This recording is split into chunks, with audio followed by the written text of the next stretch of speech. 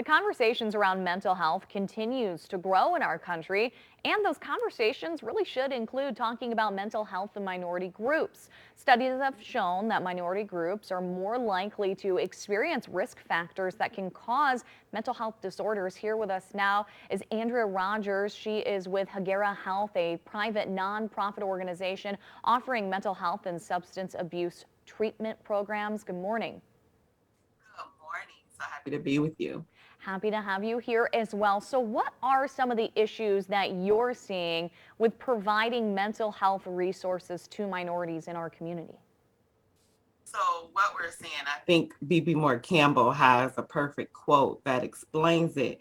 In a race conscious society, which we are in right now, there are some who just don't want to be seen as having just another deficit. And so, obtaining mental health assistance would be hard or present as a barrier for that reason.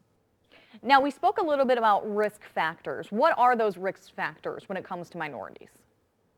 So when we think about just even the past 2 years with COVID-19, however, life continues. So we've seen an increase of racialized trauma, systemic issues that are coming to pass.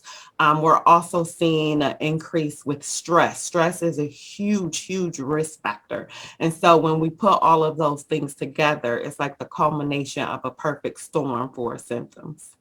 Why do you think that there are less resources for minorities compared to everyone else who should be entitled for mental health resources? When we look at things like the evidence-based practices or interventions, oftentimes minorities are not included in the research to have those treatments come to pass. And so when we think about things like having cultural competence or understanding the uniqueness of each individual, rather having treatment geared just to one specific population, those are some of the things that come into play. And what is Hegira doing to support minorities?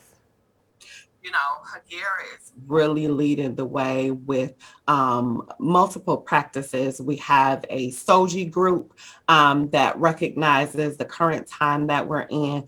We're celebrating each of the different intersectionalities and gender identities, as well as race conscious effective treatment for all parties.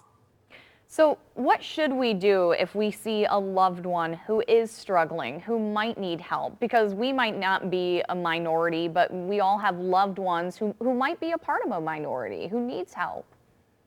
A couple of things that we can do is first recognizing that it's individualized. So symptoms may show up in different ways. Some people increase their activities, some people decrease their activities.